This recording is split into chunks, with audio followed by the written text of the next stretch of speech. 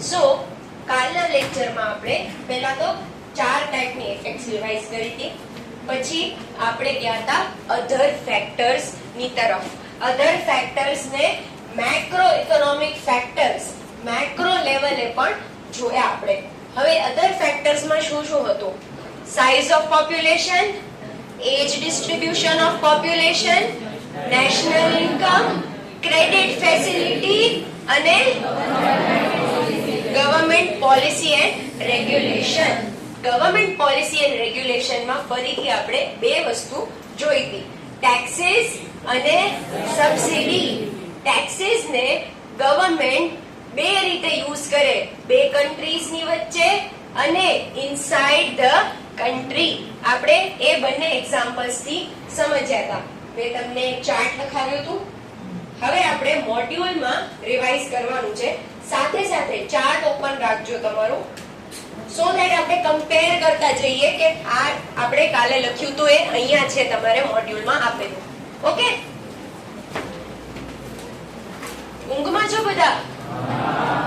હું ઊંઘી છું આજે તો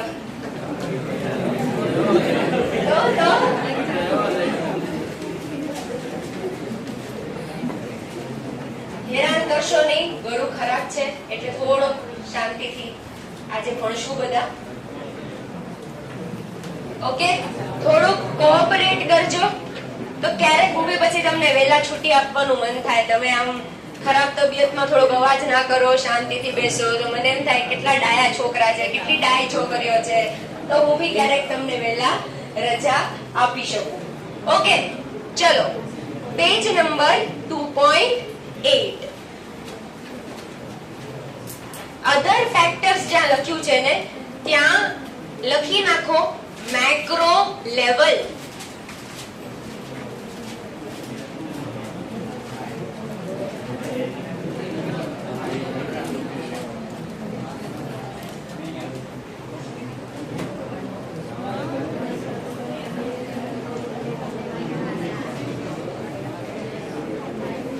Okay everyone, apart from the above factors, the demand for a commodity depends upon the following factors. First, size of population. Population એટલે શું? કાલે મેં શું લખાવ્યું હતું? જેને જરૂર લાગે લખી લેજો. ઓકે, બુકમાં. Generally, larger the size of a population of a country or a region, larger would be the number of buyers and quantity demanded in the market would be higher at every price. આપણે કાલે સમજ્યા હતા કે જીઓ ના success ની પાછળનું કારણ એ હતું કે એને એક રેડી કસ્ટમર બેઝ મળી ગયું હતું ઇન્ડિયામાં, કારણ કે ઇન્ડિયામાં પોપ્યુલેશન વધારે છે. હવે બીજી બેચમાં મેં એમને એક ટિપ આપી છે, એ લોકો ફોલો કરે છે, તમને બી આપું છું. તમને પ્રોપર લાગે તો તમે ફોલો કરો. હવે એ લોકો શું કરતા હોય, સ્ટીકી નોટ લઈને આવતા હોય અને સ્ટીકી નોટમાં જે અમુક એક્ઝામ્પલ્સ હું ડિસ્કસ કરું ને એ સ્ટીકી નોટમાં લખી લે અને મોડ્યુલમાં સ્ટીકી નોટ ચિપકાડી દે. હવે એમાં મેં કાલે અદાણી વાળો એક્ઝામ્પલ આપ્યો તો છે, રાઈટ? એ લોકો આખી નાની એવી સ્ટીકી નોટમાં જે હું લખું એ લોકો એમની સ્ટીકી નોટમાં લખી લે અને બુક પર ચોટાડી દે. પછી આજથી 2-3 મહિના રહીને જ્યારે તમે રેફર કરશો એ એક્ઝામ્પલ થી તમને રિફ્રેશ થઈ જશે બધું. સો પહેલી બેચમાં ફોલો કરે છે આ અને એમને હેલ્પફુલ થાય છે એવું એ લોકો મને શેર કર્યું. So I am also telling you the same. તમને લાગે તો તમે આપણે બોર્ડ પર જે કઈ એક્ઝામ્પલ લખીએ છીએ તમે એ રીતે કરી શકો છો. સેકન્ડલી, હવે જેને એમ લાગે કે સ્ટીકી નોટ નથી કરવી, સો અગેન સે ફોર એક્ઝામ્પલ નેશનલ ઇન્કમ ની વાતે મેં કાલે અદાણીનું એક્ઝામ્પલ આપ્યું અને આપણે ન્યુમેરિકલ થી સમજ્યા હતા. સો તમે સાઈડમાં આવી રીતે લખી શકો છો તમારી બુકમાં, રફલી સ્ક્રિબલ કરીને તમે તમારે સેલ્ફ રિમાઇન્ડર મળે. તમે જ્યારે આજથી 3-4 મહિના રહીને તમે આ ટોપિક્સ ફરીથી વાંચો તો તમને એ રિફ્રેશ થઈ જાય, એટલે તમે એ રીતે લખી શકો છો. જે કાંઈ તમને પ્રોપર લાગે તમે ખુદને આઈડેન્ટિફાય કરો. કોઈને સ્ટીકી નોટ પ્રોપર લાગે, કોઈને, મને પર્સનલી હંમેશા સ્ટીકી નોટ પ્રોપર લાગે, કારણ કે મને એક ડિટેલ યાદ ના આવે. હું જ્યારે વાંચવા બેસું મારી નજર સામે હોય તો મને યાદ તરત આવી જાય. So I use to do the sticky note method. Okay, તમને જે રીતે ઠીક લાગે એ તમે ફોલો કરી શકો છો. ઓલરાઈટ, હવે કાલે આપણે સમજ્યા હતા જીઓના એક્ઝામ્પલથી. હવે અત્યારે તમે બુકમાં ખાલી એક્ઝામ્પલ કરીને જીઓ લખી લો, સો ધેટ જ્યારે તમે આજથી 3-4 મહિના રહીને જો સો તમને યાદ આવે. જીઓ સક્સેસ આવી રીતે.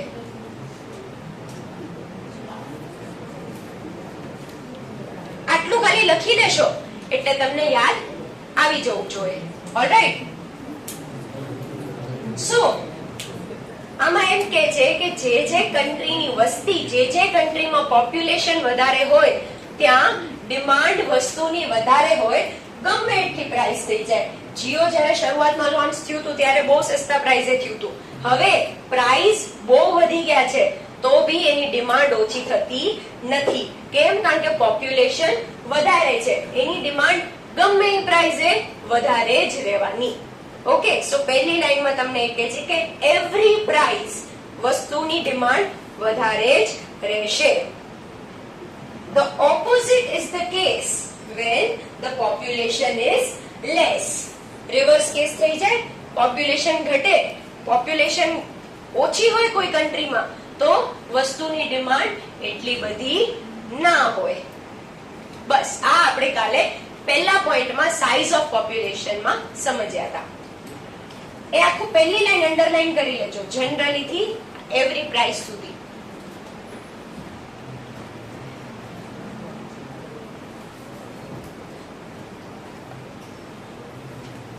Second point, age distribution of population. If a larger proportion of people belong to older age group relative to younger age group, there will be increased demand for geriatric care services, spectacles, walking sticks, etc. આ મેં તમને બધી વસ્તુઓ કાલે એક્ઝામ્પલમાં અહીંયા translate કરીને લખાવી હતી. જેરિયાટ્રિક એટલે વૃદ્ધાવસ્થા સંબંધિત, એને કહેવાય જેરિયાટ્રિક.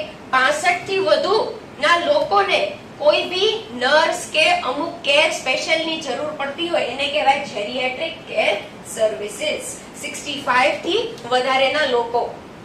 ઓકે, સો આપણે કાલે એ બી સમજ્યા હતા કે કોઈ બી કન્ટ્રીમાં મેજોરિટી પોપ્યુલેશન અગર ઓલ્ડ લોકો, વૃદ્ધ લોકોની વધારે હોય તો નેચરલી એ લોકોને જે વસ્તુઓની જરૂર પડે એની ડિમાન્ડ પણ વધારે હોય.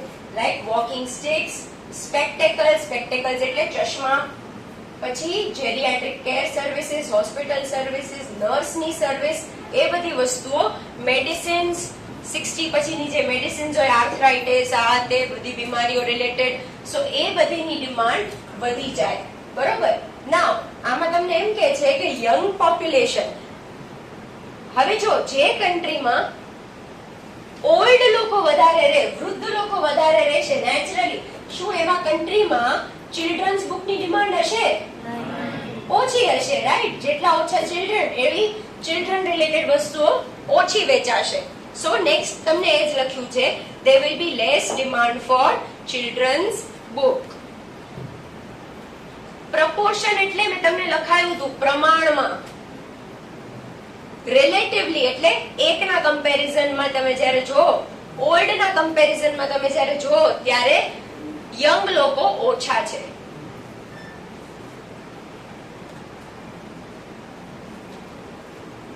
Similarly, if the population consists of more of children, એટલે બાળકો વધુ છે, demand for toys, baby food, toffee will be more. Likewise, પછી મેં તમને એક એક્ઝામ્પલ આપ્યું હતું, જે એરિયામાં વધારે લોકો રહે છે, અગર લોકો ગામડાથી સિટી તરફ શિફ્ટ થાય છે તો ડિમાન્ડ સિટીમાં વધી જશે. નેક્સ્ટ લાઈન તમને એ જ કહે છે, likewise if there is migration એટલે શિફ્ટિંગ પ્રોસેસ, શિફ્ટ થવું, એને કહેવાય માઇગ્રેશન.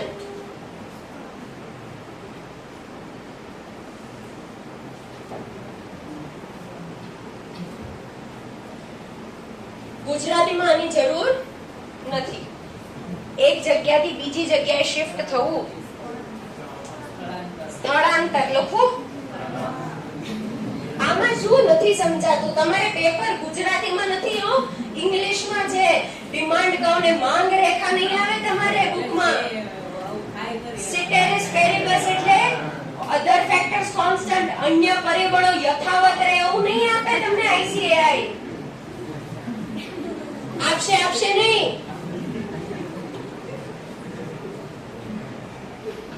તમારું કે મારા પપ્પાનું નથી ICAI કે તમે કયો એમ કરે. ચાલો માઇગ્રેશન લખી નાખજો બુકમાં. Likewise if there is migration from rural to urban area, rural એટલે village અને urban એટલે city.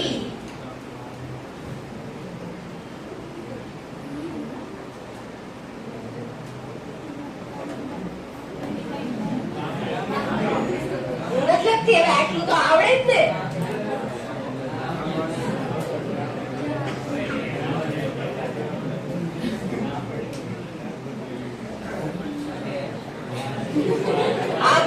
કોણે કીધું શહેર? અરે જેટલો શિવ મદદ કરવા આવે છે એટલા શિવ ભગવાન ક્યારેક આવતા હોત તો ઉદ્ધાર થઈ જાય બધાનો. ચલો likewise if there is migration from rural to urban areas, there will be decrease in demand for goods and services in rural area. જ્યાંથી શિફ્ટ થાય છે ત્યાં ડિમાન્ડ ઓછી હશે અને જ્યાં જાય છે ત્યાં ડિમાન્ડ વધારે હશે. આ હતો તમારો સેકન્ડ પોઈન્ટ. એજ ડિસ્ટ્રીબ્યુશન અને સાથે એક રૂરલ અર્બન નું પોઈન્ટ ઇન્ક્લુડ કર્યું છે એ લોકોએ. પછી આપણે આવ્યા હતા સૌથી important point, that is level of national income and its distribution. Distribution એટલે કઈ રીતે એ વહેંચાયેલી છે. The level of national income is a crucial determinant of market demand. Crucial એટલે important, મહત્વપૂર્ણ.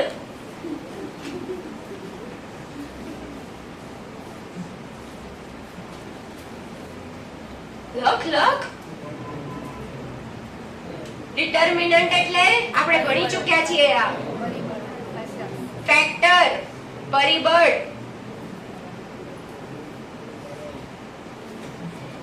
એટલે તમારી નેશનલ ઇન્કમ એક કન્ટ્રીની કેટલી છે એ એક ઇમ્પોર્ટન્ટ ફેક્ટર છે જ્યારે તમે માર્કેટ ડિમાન્ડની વાત કરો છો ત્યારે. Higher the national income, underline કરજો આખી line. Higher the national income, higher will be the demand for all normal goods and services. આપણે કાલે જોયું હતું નોર્મલ ગુડ્સ ની ડિમાન્ડ માં વધારો થાય છે.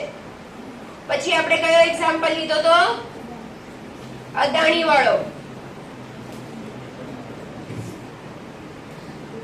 The wealth of a country may be unevenly distributed. Unevenly distributed એટલે અસમાન રીતે વહેંચાયેલી. એટલે ક્યારેક કોઈને 1 કરોડ વધે છે, ક્યારેક કોઈને 1 લાખ વધે છે, ક્યારેક કોઈને માત્ર 1000 રૂપિયા વધે છે ઇન્કમમાં. એને કહેવાય અનઇવનલી ડિસ્ટ્રીબ્યુટેડ. ઇકોનોમિક્સમાં ઇંગ્લિશ મીડિયમ વાળા માટે ડિસ્પેરિટી ઓફ ઇન્કમ આવતું યાદ છે 11th 12th માં.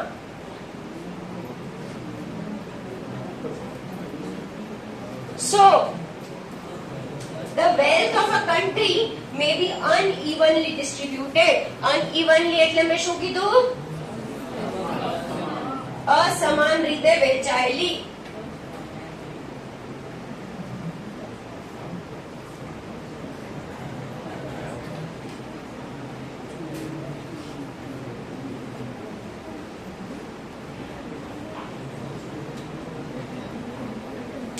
Unequally spread.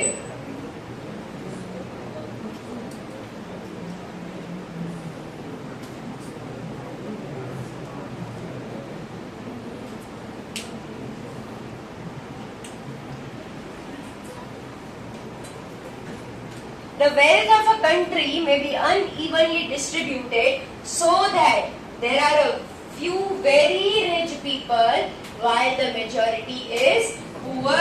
આપણા કાલે એક્ઝામ્પલમાં અદાણીની વેલ્થ રાતોરાત 1000 કરોડ રૂપિયા વધતી હતી એવા કન્ટ્રીમાં માત્ર ને માત્ર ખાલી 100 અદાણી છે. એટલે વેલ્થ ખરેખર કન્ટ્રી લેવલે નથી વધતી, ખાલી એ 100 જણની વધે છે. બરોબર, એ હતું અનઇક્વલ ડિસ્ટ્રીબ્યુશન વાળું એક્ઝામ્પલ.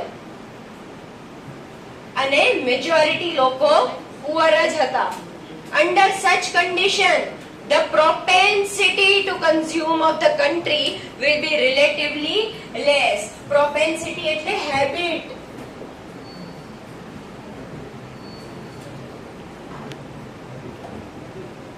એટલે એવા લોકો જનરલી બહુ કન્ઝ્યુમ નહીં કરે, એ લોકો તરફથી એટલી ડિમાન્ડ નહીં આવે વસ્તુઓની, જ્યારે ખાલી થોડાક જ લોકો અમીર થાય છે.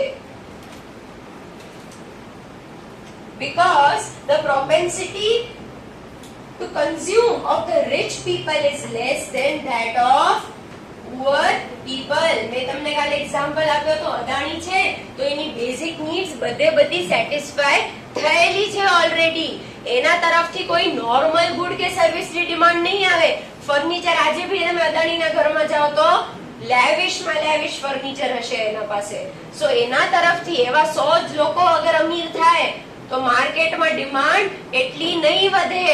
પણ અગર ગવર્નમેન્ટ રાતોરાત નક્કી કરે કે 1 લાખ લોકોને હું 1 કરોડ મફતમાં આપીશ, તો તમારા અને મારા જેવા બધે લાવો કરીને માર્કેટમાં પહોંચી જાય કે મારે આ ભી લેવું છે, આ ભી લેવું છે, આ ભી લેવું છે. બરોબર. સો અગર તમારા અને મારા જેવા શું છે ભાઈ ત્યાં એ રમત તો નથી ચાલી રહી ને, એકલો કકડાટ ને કંકાસ જ કરવો તમારે ચાલુ ક્લાસે. શું કીધું રેહાણી લોકોએ? તો હશે તો હજી બી છો તું મૂછમાં, પછી એમ કેમ હશે જો નથી ખબર તો.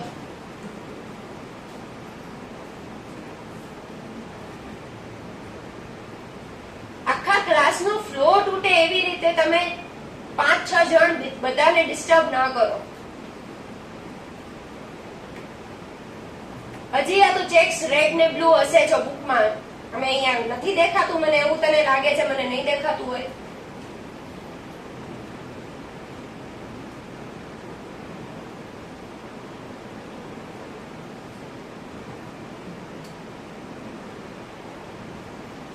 છે તો ભાઈ આવી જા, સમજાવી દે બધાને. છોકરીઓને સમજાવ, અહીંયા આવ.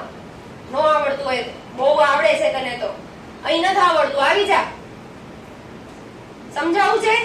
હા યુ કરો છો બધા?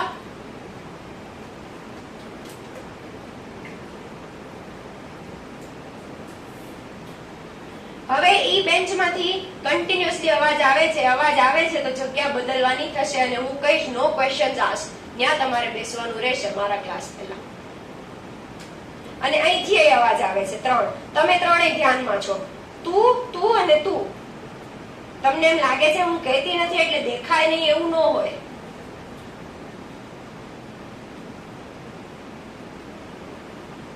સો અગર તમારા અને મારા જેવા લોકો પાસે અગર ગવર્નમેન્ટ 1 કરોડ ફ્રીમાં આપી દે તો આપણા તરફથી ડિમાન્ડ એક્સ્ટ્રીમલી વધારે થઈ જાય માર્કેટમાં.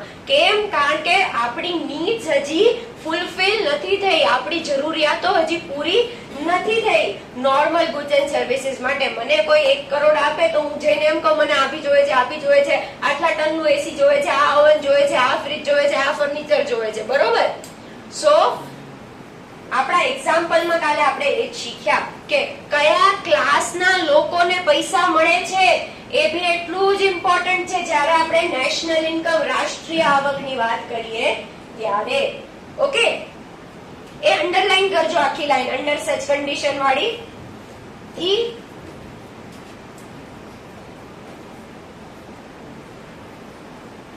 Less than that of poor people. 3 line.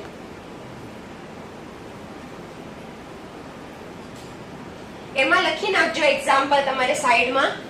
Adani વાળો એક્ઝામ્પલ લખવો હોય તો બોર્ડ પર લખાવો. ફરીથી લખવો છે?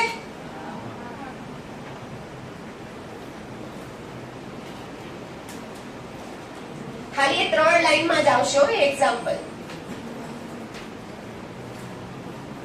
ઓકે, હું થોડું પ્રોપરલી સ્પેસ લઈને લખું છું, તમને જે રીતે ફાવે એ રીતે લખજો. અદાણી ઇન્કમ 1000 કરોડનો વધારો, એવા 100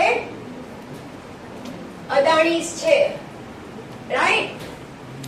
સો નેશનલ ઇન્કમ, એનઆઈ એટલે નેશનલ ઇન્કમ માં વધારો કેટલો થશે? 1 લાખ કરોડ.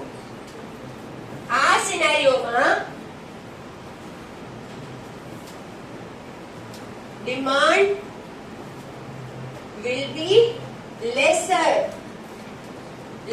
પણ કોના કમ્પેરિઝન માં lesser? તો સિનેરિયો 2 લખાવું છું.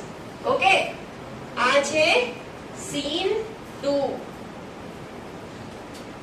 હવે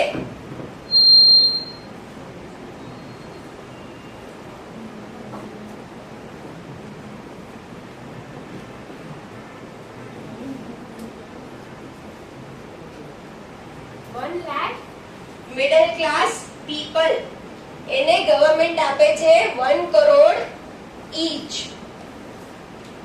હવે આ કેસમાં બી નેશનલ ઇન્કમ માં વધારો થાય છે 1 લાખ કરોડ.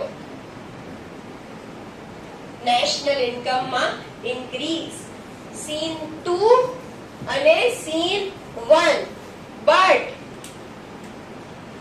સીન 2 માં demand for normal goods and services will be very high. આજે આપણે 3 લાઈન સમજ્યા, એના બેઝ પર આખો એક્ઝામ્પલ છે.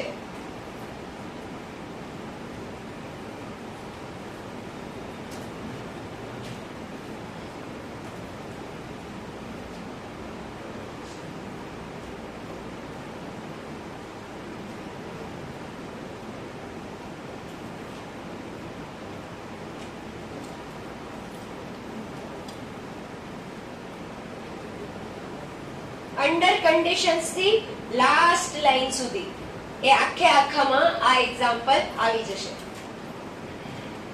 Relatively high indicating higher demand for goods. એક સીન 1 છે, એક સીન 2 છે.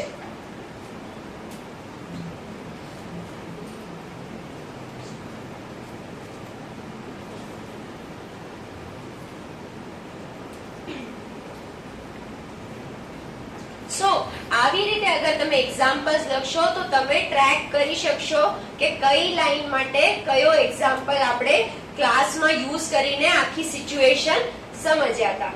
ઓકે,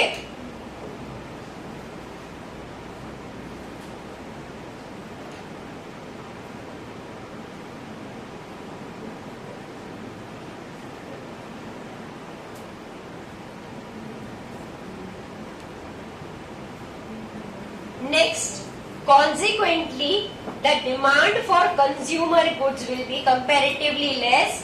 અગર સીન 1 માં પ્રિવેલ થાય છે, અગર સીન 1 રહે છે તો કન્ઝ્યુમર ગુડ્સ ની ડિમાન્ડ ઓછી રહેશે.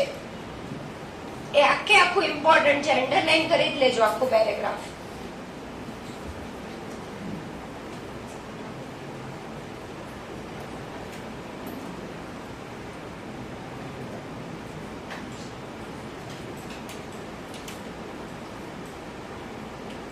હવે if the distribution of income is more equal, એટલે સીન 2, અગર સીન 2 જેવી કઈ વસ્તુ થાય કોઈ કન્ટ્રીમાં તો propensity to consume of the country as a whole, એટલે એક આખા નેશનની, એક આખા કન્ટ્રીની ડિમાન્ડ રિલેટિવલી એટલે સીન 1 ના પ્રમાણમાં વધી જશે. અન્ડરસ્ટુડ? આ ટિક કરીને ઇમ્પોર્ટન્ટ લખી લેજો આ point.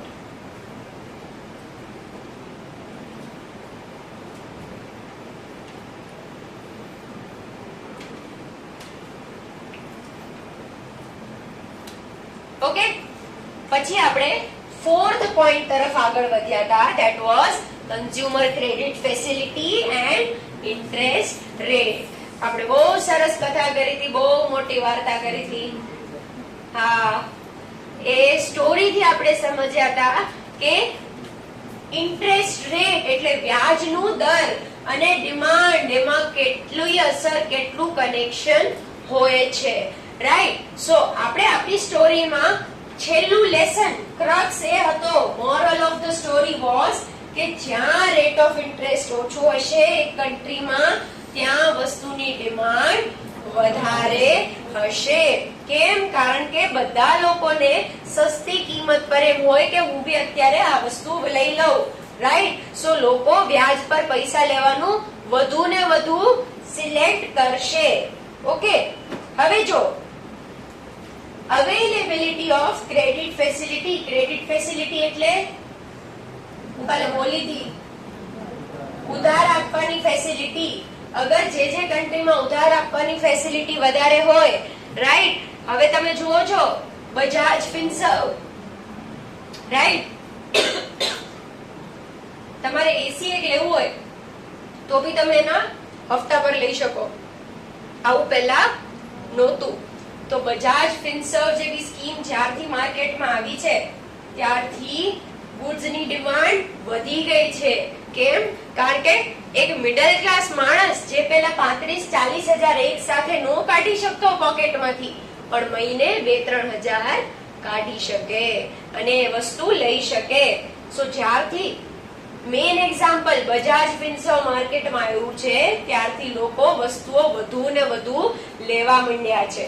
Right. So availability of credit facility. Availability એટલે માર્કેટમાં હોવું.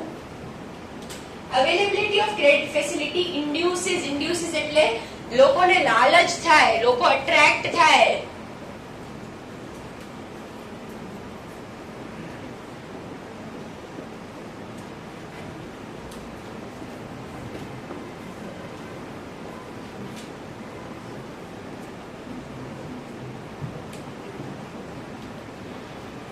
Availability of credit facilities induces people to purchase more than what their current incomes permit them. જે માણસની આવક 20,000 છે એ 35-40 હજારનું એસી કઈ રીતે અફોર્ડ કરી શકે? બીકોઝ ક્રેડિટ ફેસિલિટી, ઉધાર આપે છે. કેમ ભાઈ, ઊંઘ આવે છે? હા, જોકા ખાતો તો ને હમણાં. શું નામ છે તારું? મોઈઝ. ઊંઘ આવે છે? Credit facilities mostly determine the demand for investment and for durable goods which are expensive and require bulk payment at the time of purchase. Right? હવે મેં તમને કીધું એમ અમુક વસ્તુ એવી હોય કે જે મોટા મોટા પરચેસ થાય. આપણા એક્ઝામ્પલમાં આઈફોન 5 BHK, પછી કાર, આ બધી વસ્તુઓમાં એક સાથે પૈસા કાઢવા પોસિબલ નથી. એટલે જેમ જેમ તમને માર્કેટમાં ક્રેડિટ ફેસિલિટી મળે એમ એમ તમે એ બધી વસ્તુઓની ડિમાન્ડ વધુ ને વધુ કર્યા રાખો. હવે એક સાથે માણસ કોઈ આટલી બધી વસ્તુઓ લઈ શકે નહીં. મોસ્ટલી પોસિબલ નથી અનટિલ અનલેસ કોઈ ખરેખર બહુ રીચ માણસ હોય. રાઈટ. સો હવે નેક્સ્ટ લાઈન ઇમ્પોર્ટન્ટ છે. Low rates of interest encourage people to borrow and therefore demand will be more. એ આખી લાઈન અંડરલાઈન કરજો. બલ્ક પેમેન્ટ એટલે એક સાથે તમારે પૈસા આપવા પડે, એને કહેવાય બલ્ક પેમેન્ટ. તરત પૈસા આપવા એક સાથે.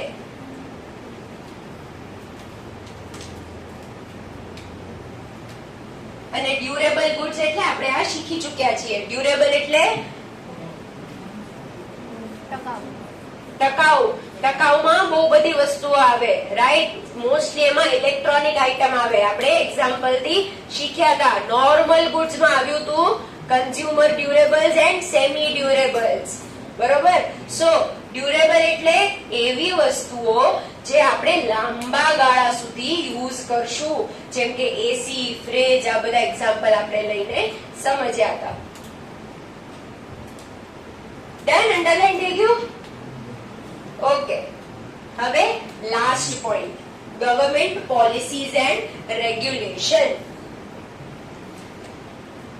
The government's influence demand through its taxation, purchases, expenditure and subsidy policy. આપણે કાલે શીખ્યા હતા કે ગવર્મેન્ટ ડિમાન્ડ સાથે ઇનડાયરેક્ટલી રમતી હોય. કઈ રીતે? ટેક્સ, સબસિડી, એની પોલિસી એવી રીતે બનાવે સરકાર કે નોર્મલ નાગરિક લલચાઈ જાય કે આ વસ્તુ મારે હવે લેવી છે અથવા આ નથી લેવી. Okay, so while taxes increase price and decrease quantity demanded, આપણે શીખ્યા હતા taxes થી price વધે અને demand ઘટે. ટેક્સ ની વચ્ચે અને ડિમાન્ડ ની વચ્ચે એક મહત્વ વસ્તુ છે. શું છે? Price. Right? Same way subsidy અને ડિમાન્ડ ની વચ્ચે કઈક છે, પ્રાઇસ. સો ટેક્સ અને સબસિડીનો યુઝ કરીને ગવર્મેન્ટ એવી રીતે રમત કરે કે પ્રાઇસ પર અસર થાય અને પ્રાઇસ પર અસર થાય એટલે ડિમાન્ડ પર અસર થાય. ઓકે, આ વસ્તુ આપણે કાલે શીખ્યા હતા. અંડરલાઈન કરજો. while taxes થી લઈને while taxes increase price and decrease quantity demanded, subsidies decrease the prices and increase quantity demanded. For example, taxes on luxurious goods. કોઈ ભી લક્ઝરી વાળી વસ્તુ હોય, કાર છે તો આજે તમે કાર લેવા જાઓ તો એના પર 28% જીએસટી લાગે. સો ગવર્મેન્ટ એમ કે છે કે ક્યાંક ને ક્યાંક તમે લક્ઝરી અફોર્ડ કરી શકો છો, તમને પરવડે છે તો ટેક્સ બી વધારે આપો. Taxes on luxurious goods and subsidies for solar panel. Government હરેક બજેટમાં સોલાર પેનલ માટે સબસિડી હંમેશા જાહેર કરતી આવી છે. છેલ્લા 2-3 બજેટ થી એવું થાય છે કે સોલાર પેનલ સસ્તી થતી જાય છે. રાઈટ? આપણે તમે કોઈ દિવસ નીકળો તો લોકોના ટેરેસ પર આમ ખાલી ડોકી કરતા કરતા જજો. કોઈ દિવસ તમારા મમ્મી કે પપ્પાની પાછળ બેસીને ડ્રાઈવ કરતા હો, તમને બધી ટેરેસીસ પર ઓલમોસ્ટ તમને સોલાર પેનલ દેખાશે.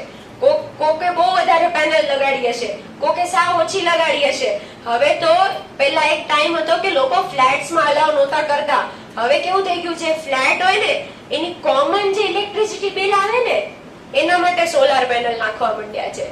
એટલે સપોઝ ફ્લેટમાં જે બહાર ઓલી શું કહેવાય એલિવેશન ની લાઇટ્સ હોય બધી, બરોબર, પાર્કિંગ ની લાઇટ હોય, બરોબર, એ બધી વસ્તુઓ માટે બી ફ્લેટ વાળા પહેલા ના પાડતા હતા કે સોલાર નહીં, પણ હવે સબસિડી આવી ગઈ એટલે ફ્લેટ્સમાં બી સોલાર પેનલ અલાઉ થઈ ગઈ છે.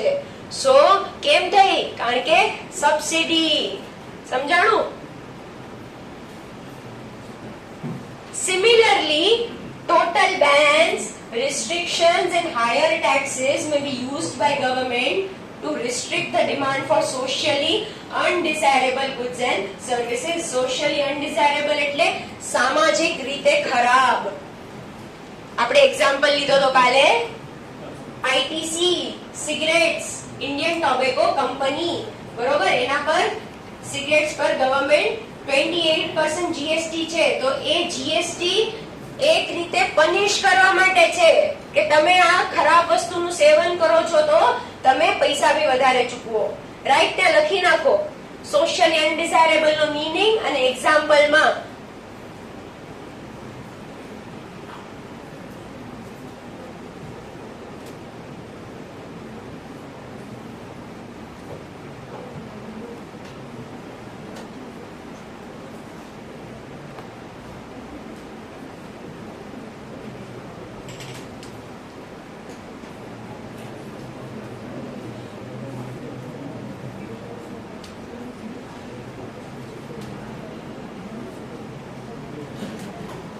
અને એક્ઝામ્પલમાં લખજો સિગરેટ, આલ્કોહોલ, એ બધી વસ્તુઓ, ટોબેકો, બધું.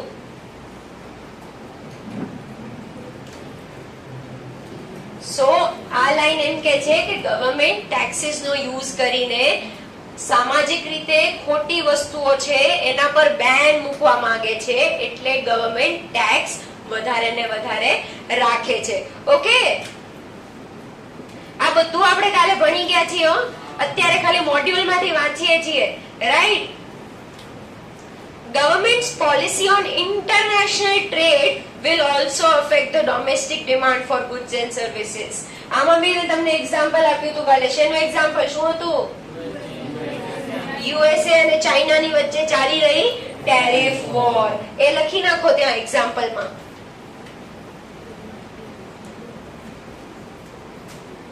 ઇન્ટરનેશનલ ટ્રેડ એટલે બે કન્ટ્રી અંદર વસ્તુઓની આપ-લે કરે એને કહેવાય ઇન્ટરનેશનલ ટ્રેડ. પાકિસ્તાન છે તો એ બાસમતી ચોખા બહુ ભારી માત્રામાં એક્સપોર્ટ કરે છે, કારણ કે ત્યાં બને છે, રાઈટ? પછી હિમાલયન સોલ્ટ જે છે, રોક સોલ્ટ, આપણે જે પિંક સોલ્ટ કહેતા હોઈએ, એ બી ઘણું એવું પાકિસ્તાનમાંથી આવે છે. નામ ભલે એનું હિમાલયન પિંક સોલ્ટ છે, આપણને એવું લાગે ઇન્ડિયાનું છે, બટ ઘણો એવો પાર્ટ પાકિસ્તાનથી આવે છે. એવી બધી વસ્તુઓની બે કન્ટ્રીઝ, બે દેશ વચ્ચે બહુ બધું આપ-લે થતું રહેતું હોય. હવે પાકિસ્તાન સાથે રિલેશન બગડ્યા એટલે મને બાસમતી ચોખા બહુ ભાવે. તો મારો પહેલો સવાલ એ હતો, મમ્મી બાસમતી ચોખા આવશે ને હવે કે નહીં આવે? તો મમ્મી કહે કે તને દેશની પડી છે કે ચોખાની પડી છે? સો એવી રીતે કન્ટ્રીઝ યુઝ કર્યા રાખે ટેક્સીસ ને અંદર બાંધવા માટે.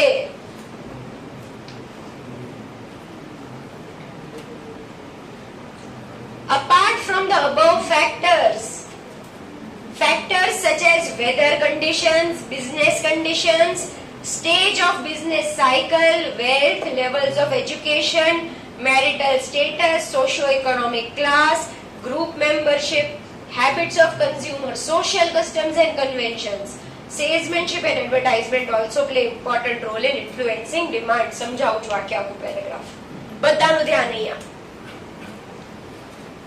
બુકમાં કોઈ નહીં જોવે, બધા બોર્ડ પર. વેધર કન્ડિશન, હું જ્યારે એમ કહું વેધર કન્ડિશન અને ડિમાન્ડ વચ્ચે બહુ ભારે માત્રામાં કનેક્શન છે. સો હું શું કહું છું, ઉનાળામાં જેટલી કોલ્ડ ડ્રિંક અને આઈસ્ક્રીમની ડિમાન્ડ હશે એટલી તમે શિયાળામાં કરશો? વેધર કન્ડિશન, બરોબર? અમુક વસ્તુઓ સિઝનલ હોય, લખી નાખો ને અંડરલાઈન કરીને ખાલી વેધર કન્ડિશનમાં. Soft drink, ice cream. પછી બિઝનેસ કન્ડિશન,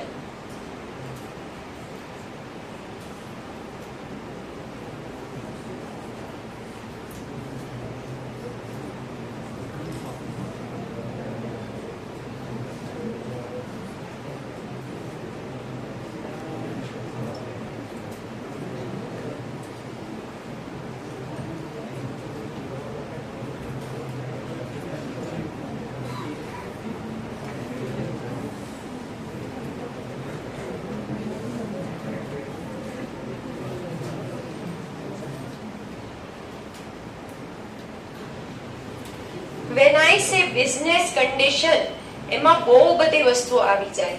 એક તો અત્યારે માર્કેટમાં શું સ્થિતિ છે, માર્કેટમાં શું સિચ્યુએશન છે.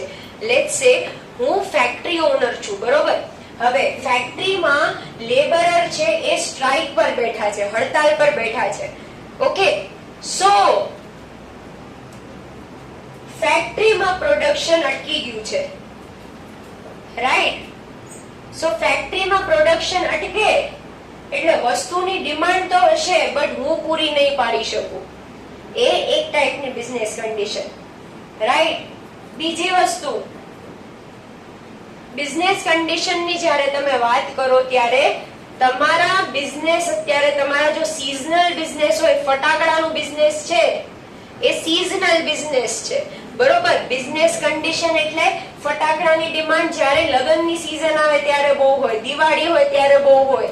સો તમારા બિઝનેસની કન્ડિશન કઈ છે અત્યારે, એટલે તમારે બિઝનેસ કઈ સીઝનમાં ફંક્શન થાય છે. લગ્નની સીઝન છે તો તમારા પ્રોડક્ટની ડિમાન્ડ વધારે, દિવાળી આવે તો ડિમાન્ડ વધારે, રાઈટ? પછી વર્લ્ડ કપ જીતે તો અચાનકથી ડિમાન્ડ વધી જાય. મારા ફ્રેન્ડ્સમાં એક બે જણ એવા હતા, રાઈટ, T20 વર્લ્ડ કપ જીત્યા પછી એ લોકો ફટાકડા વાળાને ફોન કરીને પૂછતા હતા કે ભાઈ ફટાકડા છે કાંઈ પડ્યા છે સ્ટોકમાં જૂના. સો અચાનકથી ડિમાન્ડ વધી ગઈ, રાઈટ. આ છે બિઝનેસ કન્ડિશન. આજુબાજુની સ્થિતિ તમારા બિઝનેસને કેટલી અસર કરે છે. ભલે તમારા બિઝનેસની અંદરની સિચ્યુએશન હોય કે ભાઈ એમ્પ્લોઈઝ હડતાલ પર ઉતર્યા છે એ વસ્તુ હોય, કે એક્સટર્નલ સિચ્યુએશન કાંઈ કેવી થતી હોય કે તમારા પ્રોડક્ટની ડિમાન્ડ વધે કે ઘટે. ઓકે, તો આમાં તમે લખી નાખો કંઈક.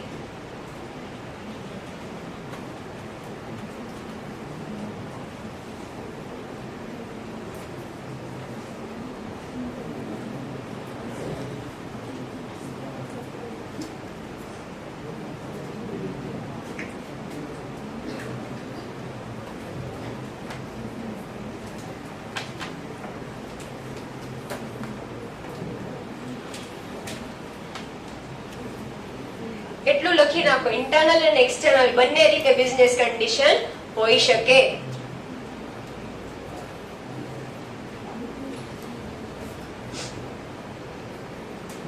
પછી આવે છે સ્ટેજ ઓફ બિઝનેસ સાયકલ. જોઈએ હમણાં આપણે.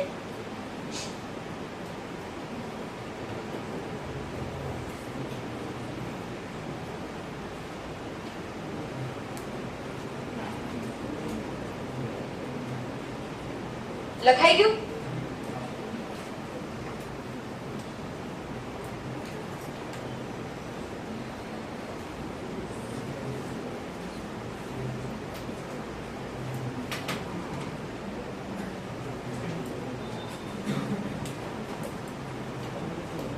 કોઈ પણ બિઝનેસ હોય એની 3 સાયકલ હોય.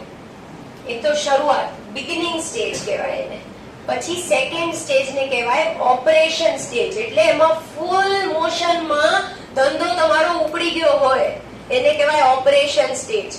અને થર્ડ સ્ટેજ આવે એને કહેવાય એન્ડિંગ ફેઝ, એટલે તમારો બિઝનેસ ધીમે ધીમે ધીમે ધીમે સમે છે, એટલે પતવાની તૈયારી પર છે, રાઈટ. સો બિગિનિંગમાં તમે હજી વસ્તુઓ સેટઅપ કરતા હશો, એટલે માર્કેટમાં ડિમાન્ડ હશે બટ તમે પહોંચાડી નહીં શકો, રાઈટ.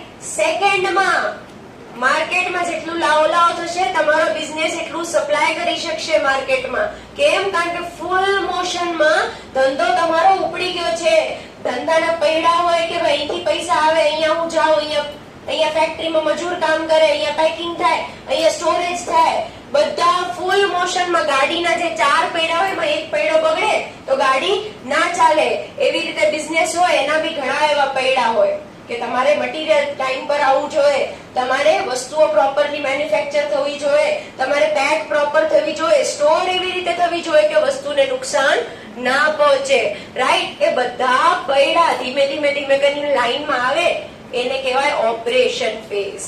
એટલે ફૂલ મોશનમાં ધંધો તમારો ચાલે છે, એટલે માર્કેટમાં જેટલું તમે તમારા વસ્તુની ડિમાન્ડ છે એટલું તમે પહોંચાડી શકો છો વસ્તુ. અને એન્ડિંગ ફેઝ એટલે તમે તો ઈચ્છો છો કે તમારી વસ્તુઓ લે, કારણ કે તમે ધંધો ટકાવી દીધો છે ઓલરેડી. ધંધો તમારો ફૂલ મોશનમાં શરૂ થઈ ગયો છે, બધા પૈડા રનિંગ હોય, પણ કન્ઝ્યુમરનો ટેસ્ટ બદલાઈ જાય એટલે ડિમાન્ડ ઘટે. આને કહેવાય સ્ટેજીસ ઓફ બિઝનેસ સાયકલ. એટલે આ તમારો ધંધો બિઝનેસના કયા સ્ટેજમાં છે એ બી એટલું જ ઇમ્પોર્ટન્ટ છે.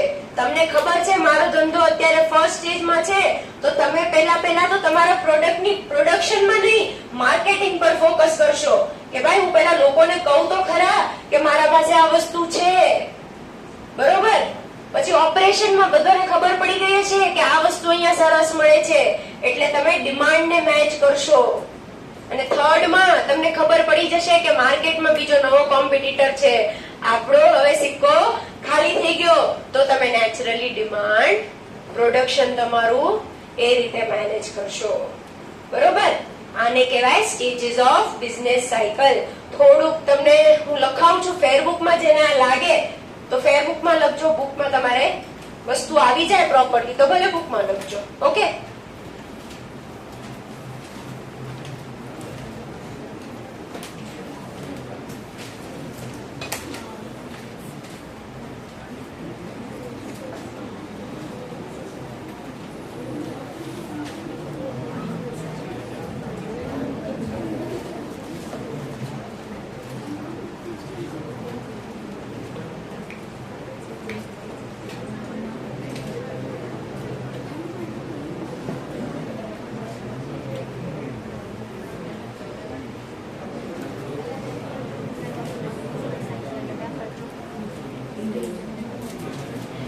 1 2 3 એ સ્ટેજીસ છે.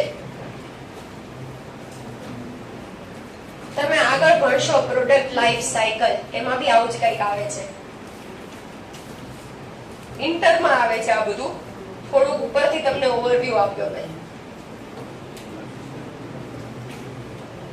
આ ઇન્ટરમાં આવે છે આખું સ્ટેજીસ ઓફ બિઝનેસ સાયકલ. પહેલા ડિમાન્ડ ઓછી હોય, કેમ? કારણ કે તમારી વસ્તુ, તમારા પ્રોડક્ટની નોલેજ જ ન હોય કસ્ટમર્સને. પછી ઓપરેશન ડિમાન્ડ વધતી જાય, ફૂલ ડિમાન્ડ થઈ જાય, પછી એન્ડિંગમાં પાછી ઘટી જાય.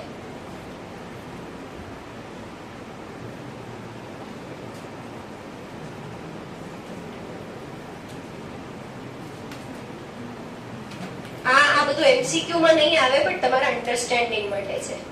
વધીને આવે તો ખાલી એટલું આવે કે બિઝનેસ સાયકલ અને ડિમાન્ડ ને કનેક્શન છે કે નહીં, તો છે. બટ આવું એક નહીં આવે કે ભાઈ કયા સ્ટેજમાં કેટલી ડિમાન્ડ હોય. આ તમારા ડીપર અન્ડરસ્ટેન્ડિંગમાં, કે તમને એમ ના થાય કે પ્રોપરલી સમજાણું નહીં એટલે મેં તમને સમજાયું છે. આ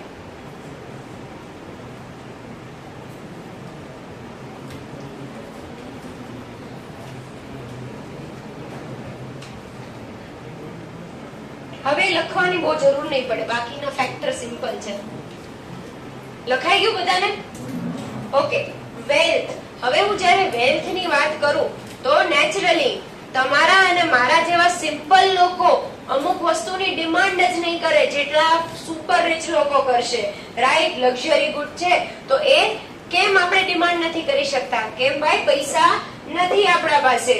રાઈટ? સો તમારા પાસે કેટલો પૈસો છે એ બી એટલું જ મેટર કરે તમે જ્યારે ડિમાન્ડ ની વાત કરો છો. રાઈટ? સો એ છે વેલ્થ. પછી છે લેવલ્સ ઓફ એજ્યુકેશન.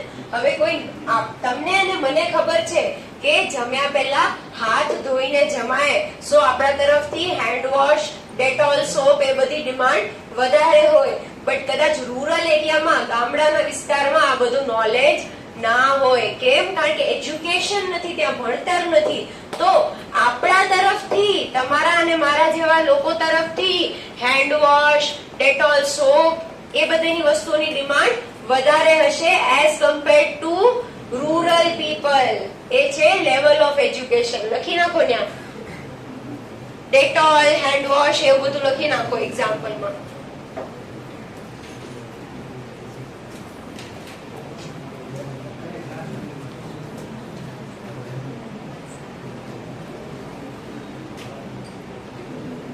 પછી મેરિટલ સ્ટેટસ, એટલે તમે અનમેરિડ છો, મેરિડ છો, સિંગલ કે કેમ, what is your marital status, એના બેઝ પર અમુક વસ્તુઓની ડિમાન્ડ મેટર કરે.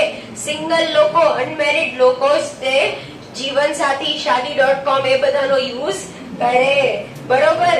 જે લોકો મેરિડ છે ઓલરેડી એ બધા માટે કઈ કામની વસ્તુ નથી. એટલે મેરિટલ સ્ટેટસ.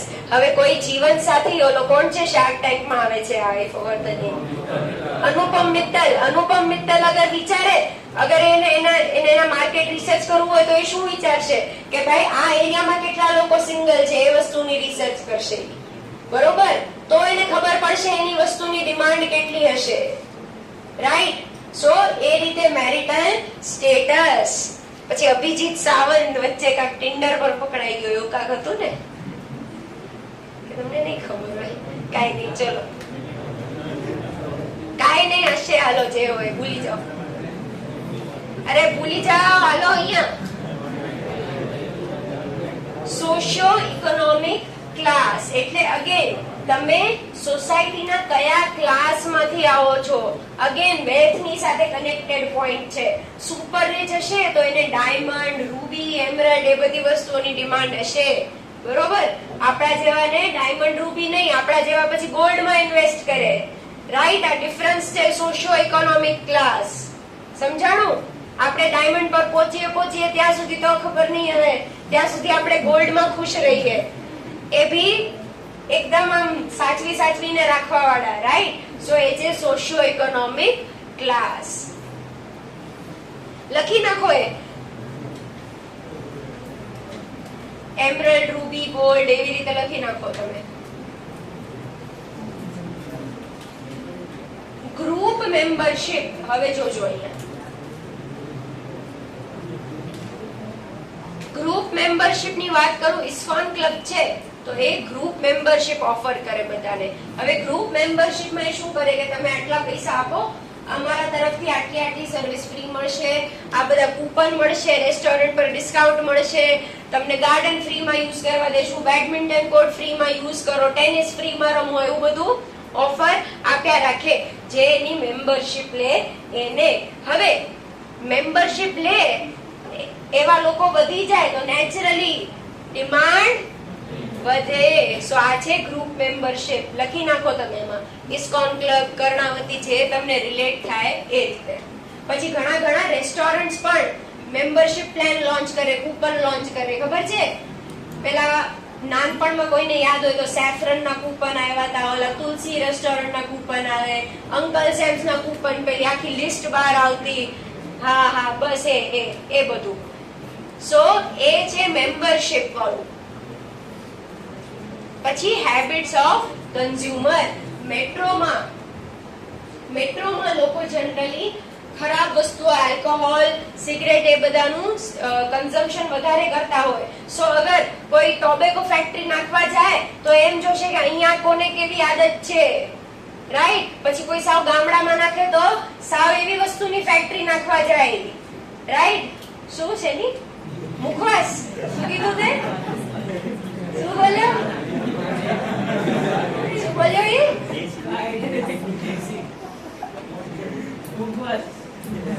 પેલા કોણ છે દાદા, આ પેલું વેધર ફોરકાસ્ટ કરતા હોય,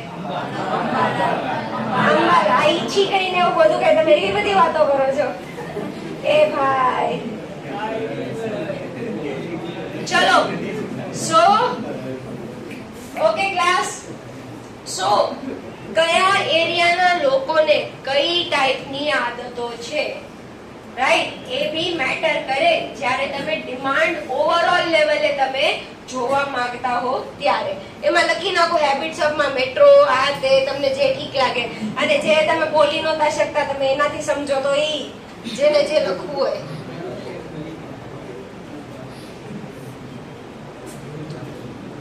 social customs and conventions. Social customs and convention થી શું મતલબ છે? જેમ અહીંયા દિવાળી છે એમ ફોરેનમાં ક્રિસમસ છે. સો જેમ ક્રિસમસની સીઝન આવે એમ પેલું ક્રિસમસ ડેકોરેશન, ક્રિસમસ ટ્રી, ક્રિસમસના પેલા ટ્રી પર જે હેંગિંગ કરે એ બધીની ડિમાન્ડ વધી જાય. તો એ ત્યાંનો સામાજિક રીતિ રિવાજ ત્યાંના એ રીતે છે. અહીંયા તમે નીકળશો તો દિવાળી પહેલા માર્કેટમાં જેટલી ચહલ પહલ જોશો એટલી તમે ક્રિસમસમાં નહીં જોવો, રાઈટ. કેમ? કારણ કે અહીંયાનું સામાજિક કસ્ટમ એ રીતે છે. સો ફેસ્ટિવલ્સ એ રીતે લખી નાખો ત્યાં. એક્ઝામ્પલમાં Diwali versus Christmas.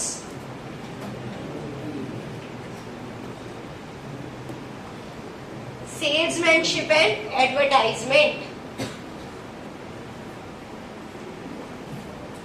So, when I say salesmanship and advertisement, બંને એક જ વસ્તુ છે. Complete the following. हेमा, रेखा, जया और सुषमा सबकी पसंद निर्मा, राइट. ए भाई, जया અને રેખામાં અમિતાભ બોલો ખાલી તો સમજાય. ઓલી હેમા અને ધર્મેન્દ્રએ શું બગાડ્યું તમારું? એને ક્યાં તમે અમિતાભ સાથે બોરાવા બેસો છો? ચલો. સો આ હતું નિર્માની એડવર્ટાઇઝમેન્ટ નું સોંગ. हेमा, रेखा, जया और सुषमा सबकी पसंद निर्मा. અને આ એટલી હદ સુધી ફેમસ થયું હતું ક્લાસ, આ એટલી હદ સુધી ફેમસ થયું હતું કે લોકોના મનમાં એક મેડ અ સ્પેશિયલ પ્લેસ આ સોંગ ના લીધે નિર્માનું સેલ્સ ઉપર જતું રહ્યું હતું. સો એમાં 3 ફેક્ટર ઇમ્પોર્ટન્ટ હતા. એક તો હેમા, રેખા, જયા, સુષમા બધા ક્યાંક ને ક્યાંક પોલિટિશિયન્સ, બધાની પાસે રાજ્યસભાની ટિકિટ છે, તમને ખબર ના હોય તો, બરોબર. એક ઈ ફેક્ટર કોમન. બીજું બધી ઓલ વિમેન. અને ત્રીજું જે પ્રોડક્ટ ઈ વેચતા હતા, જે પ્રોડક્ટ સેલ કરે છે એ બી લેડીઝ માટેનું વોશિંગ પાવડર. સમજાણું? હવે એડવર્ટાઇઝમેન્ટ કઈ રીતે રોલ પ્લે કરે. સો એક એડવર્ટાઇઝમેન્ટ સક્સેસફુલ ગયું, ત્યાં પ્રોડક્ટની ડિમાન્ડ વધી ગઈ. પછી પેલું બોર્નવિટા, मेरे बेटे को जीत की आदत तब लगेगी, तब नहीं जब मैं उसे जीतने दूंगी, तब जब वो मुझे हरा देगा. बोर्नविटा तैयारी जीत की. याद आયું?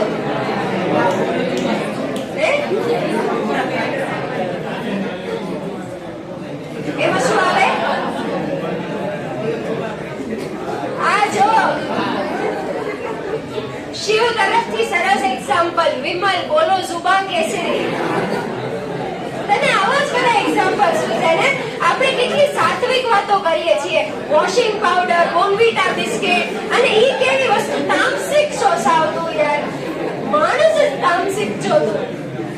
આપણે કેટલી શુદ્ધ ને આમ સરસ વાતો કરીએ છીએ કે બોર્નવિટા બિસ્કિટ છે, વોશિંગ પાવડર છે. આમ મજા આવે કે આ નાનપણના દિવસો યાદ આવી ગયા. ચલો ક્લાસ. સો એક એડવર્ટાઇઝમેન્ટ ફેમસ થઈ. બોર્નવિટામાં ભલે એવા ન્યુટ્રિશન નહોતા, કઈ વિટામિન નહોતા, સ્ટીલ લોકોને એવું ક્યાંક ને ક્યાંક લાગવા માંડ્યું હતું કે આ ખાશે મારા છોકરા તો એના દિવસની શરૂઆત બહુ મસ્ત થશે. રાઈટ? આના માટે કાંઈક અલગ હોય છે કે પછી કેસર? ઓકે, સો આ છે એડવર્ટાઇઝમેન્ટ ના પાવર. અને એડવર્ટાઇઝમેન્ટ એક એવું ટૂલ છે, એડવર્ટાઇઝમેન્ટ એક એવું સાધન છે જેનાથી મોટી કંપની, મોટા બિઝનેસ ઉપર આવી ગયા. ખાલી એક એડવર્ટાઇઝમેન્ટ ના યુઝ એટલા સરસ કર્યા. પછી AR રહેમાન નું પેલું આવતું એક્ટિવામાં કે એમાં કે હમે હે હીરો, યાદ છે પેલું એક્ટિવા આમ કરીને. સો એ આખા સોંગ એડવર્ટાઇઝમેન્ટ કેમ આટલી સરસ હોય, ઘણી કેમ આટલી ઇમોશનલ હોય. જેવી રક્ષાબંધન આવા હોય એટલે સેલિબ્રેશન શરૂ થઈ જાય. ઓલો ભાઈ ક્રિકેટ રમવા જતો હોય, બેન આમ બેઠી હોય ઉદાસ થઈને. શું છે એ બધું? એડવર્ટાઇઝમેન્ટ. ડિમાન્ડ જોઈ છે, બાકી કોઈ સેલિબ્રેશન ની ડિમાન્ડ ન કરે. જેવી રક્ષાબંધન આવે એટલે લોકો સેલિબ્રેશન માર્કેટમાં આવી જાય. આમના માટો મારજો, તમને કઈ કરિયાણામાં દેખાશે નહીં સેલિબ્રેશન કોઈ દિવસ. પણ રક્ષાબંધન પહેલા આટો મારજો, સેલિબ્રેશન ના ખોખા પડ્યા હશે. કેમ? કારણ કે ત્યારે એની ડિમાન્ડ હોય. એ લોકો એવી રીતે રિલેટ કરાવે તમને કે રક્ષાબંધન આવી છે તો હવે સેલિબ્રેશન લેવાનો ટાઈમ આવી ગયો છે. This is the power of advertising. હવે લખી નાખો આટલું. નિરમા, બોર્નવિટા, સેલિબ્રેશન, આ ત્રણ. વિમલ તું તો ડાયો છો, સેજલે સુધારી રાખી છે તને. ચલો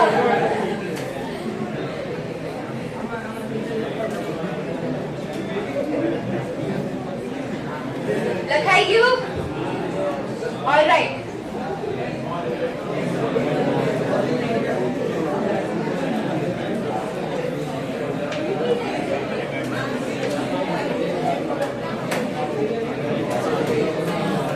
ચલો હવે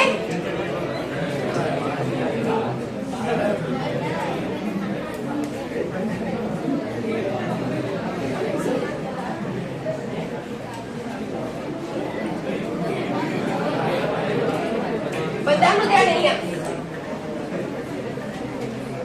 બુક બંધ. બધાનું ધ્યાન બોર્ડ પર.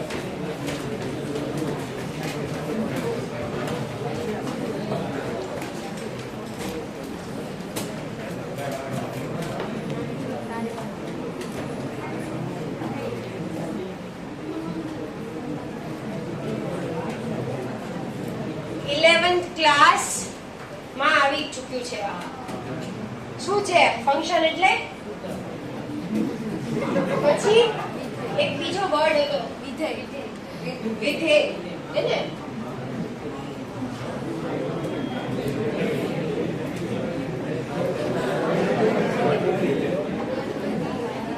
ડોટ આવે કે ન આવે?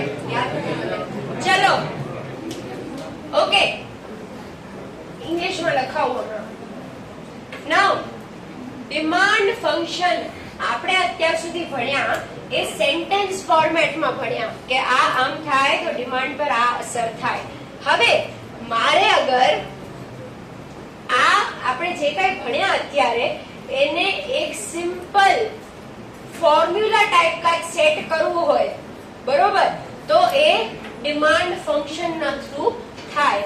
ફંક્શન એટલે વિધેય. તમને 11th ક્લાસમાં આવતું ને ગુજરાતી મીડિયમમાં? આ જ વર્ડ હતો 11th ક્લાસ. અમને ફંક્શન જ આવતું ઇંગ્લિશ મીડિયમ વાળાને, એટલે તો મેં પૂછ્યું કે આવતું ને. ચલો, સો ફંક્શન થી મારો શું મતલબ છે? એક વસ્તુના લીધે બીજા વસ્તુ પર ચેન્જ થાય. હવે મને જવાબ આપજો, હું બોર્ડ પર કઈ લખું છું.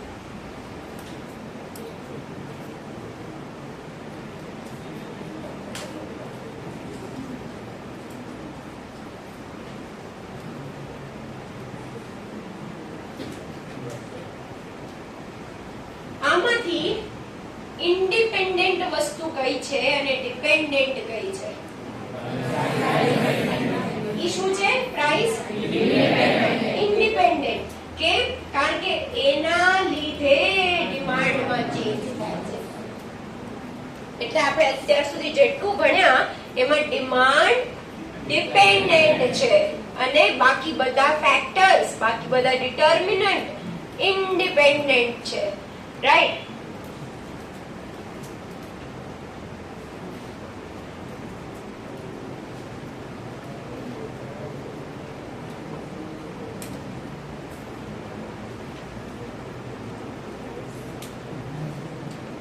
હવે ડિમાન્ડ ફંક્શન જે છે એ આપણે 11th માં ભણતા ને તો એમાં બધા ફેક્ટર ઇન્ક્લુડ કરી દેતા એ લોકો. Taste of consumer, price, related goods, income, બધું ફંક્શનમાં એક મોટું જબર ફંક્શન આવતું. યાદ છે 11th સ્ટેન્ડર્ડમાં? પણ કોંગ્રેચ્યુલેશન્સ, તમારે સીએ ફાઉન્ડેશનમાં સાવ સિમ્પલ 2 કે 3 ફેક્ટરનું જ સિમ્પલ ડિમાન્ડ ફંક્શન આપ્યું છે. નાઉ ડઝ ઇટ મીન કે જે ફેક્ટર નથી આપ્યા એ કઈ અસર જ નહીં કરતા હોય? કરે જ છે, બટ તમારે બુકમાં સિમ્પલ ફંક્શન આપ્યું છે. રાઈટ? સો આપણે સિમ્પલ ફંક્શન બુકમાં છે, બુક પ્રમાણે ચાલશું, સિમ્પલ ફંક્શન યાદ રાખશું. નાઉ બધાનું ધ્યાન બોર્ડ ઉપર. હજી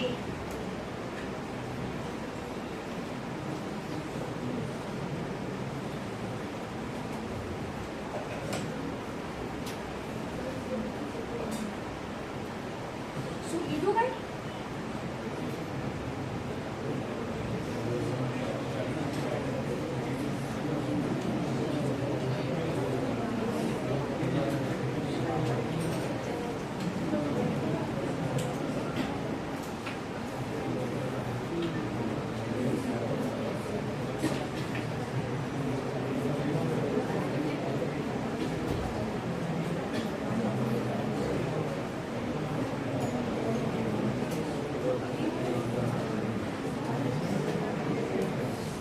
એક પ્રોડક્ટ છે એનું નામ છે X.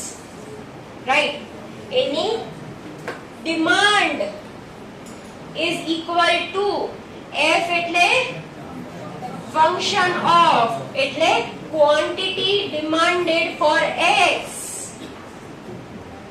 is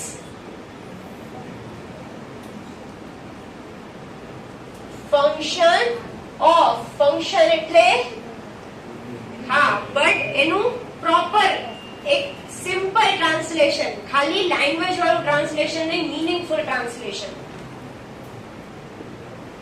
One thing changes because of other. એટલે ડિમાન્ડમાં જે ચેન્જ આવે છે એ કોના લીધે આવે છે? શેના લીધે આવે છે? એટલે ફંક્શન. બરોબર? આમાં શું ચેન્જ થાય છે અને ઈ શેના લીધે થાય છે? હવે ઈ શેના લીધેનો જવાબ બ્રેકેટમાં જો.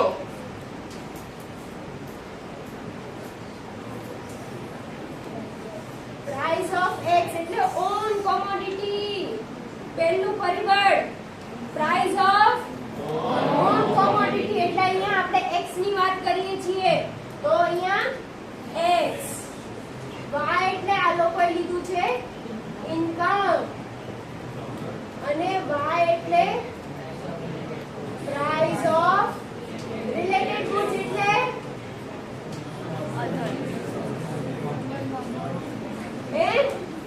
રિલેટેડ ગુડ્સ એટલે શું કોમ્પ્લિમેન્ટરી અને સબસ્ટિટ્યુટ ઓકે હવે જો હવે સાવ એટલે સાવ બેઝિક ઇંગ્લિશ લેવલે ટ્રાન્સલેશન રેડી થી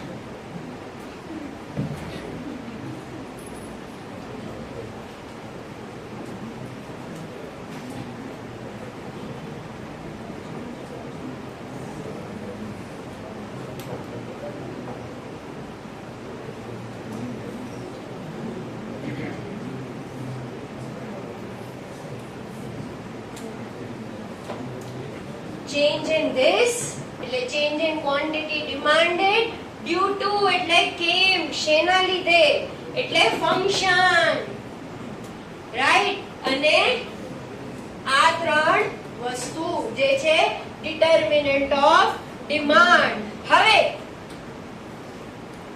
મારે આવું ફંક્શન અગર મારે કોલ્ડ ડ્રિંક નું બનાવવું હોય તો કેન આઈ રાઈટ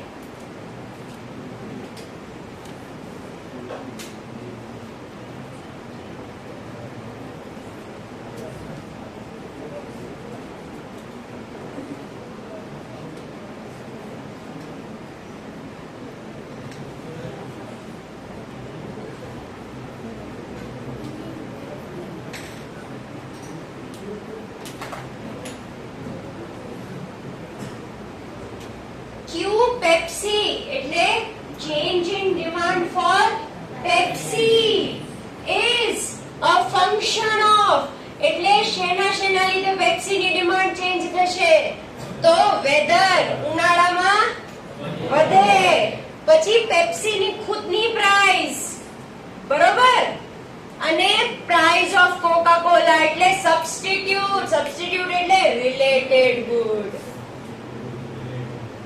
લખી શકાય આવું આ હતો એક્ઝામ્પલ તમારે બુકમાં કે આજ સુધી બહુ મેથેમેટિકલ કરીને આપ્યું છે આખી વસ્તુઓ તમને ક્યારેક એમ લાગે કે તમે મેથ્સ માં પહોંચી ગયા છો બટ આને અગર એક્ઝામ્પલ સાથે રિલેટ કરો તો સાવ એટલે સાવ સિમ્પલ છે આપણે જે ભણ્યા એનું ખાલી ફંક્શનના બેઝ પર એક લાઈનમાં લખી નાખ્યું છે સમજાણું આ બધાને રિપીટ કરું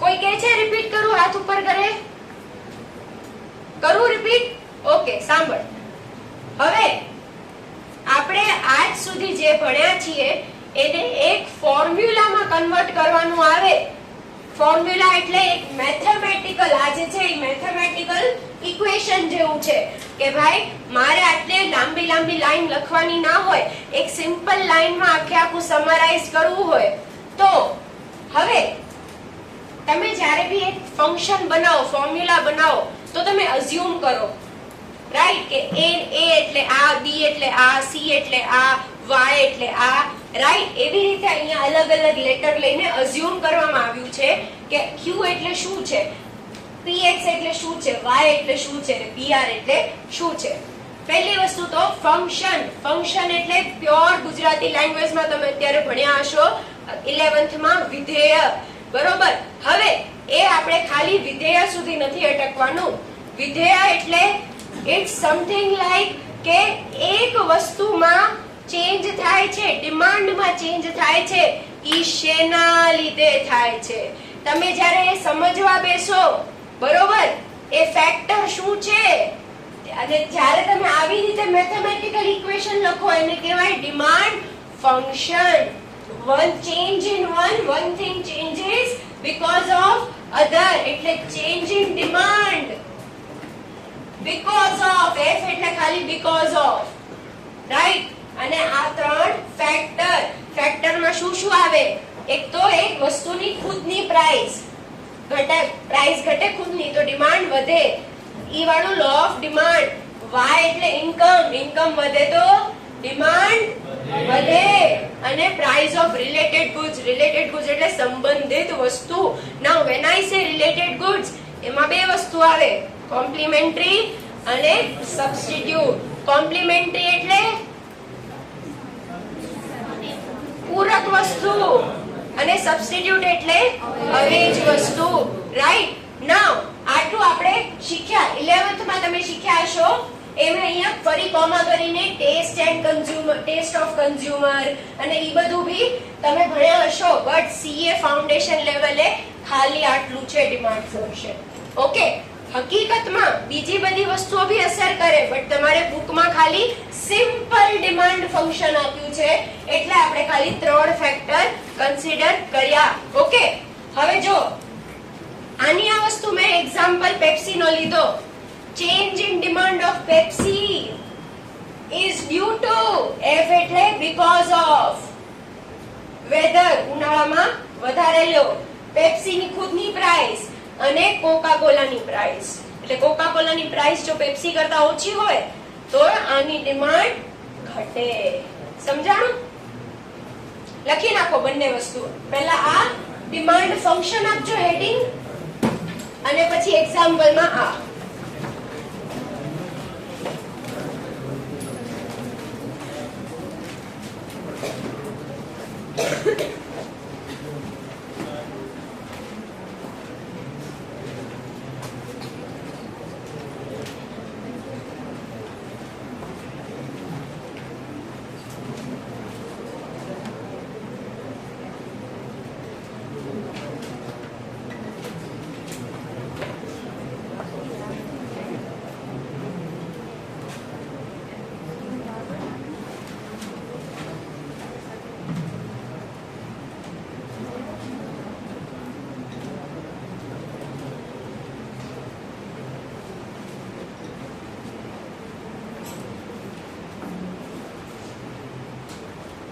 એના ફેક્ટર સેમ જ રહે છે.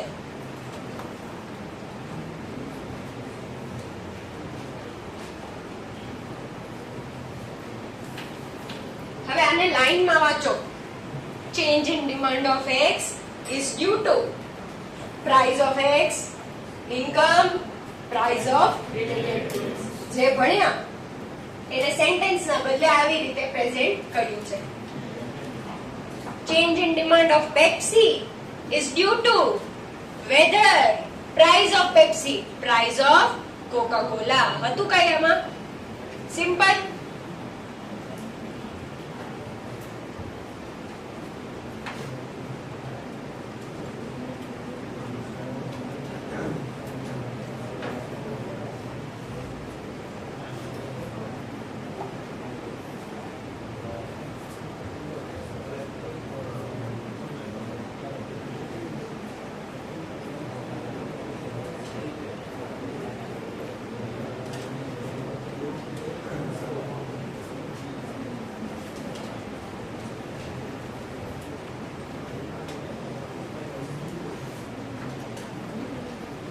કાલે આપણે ડિમાન્ડ ફંક્શન વાંચશું બુકમાંથી.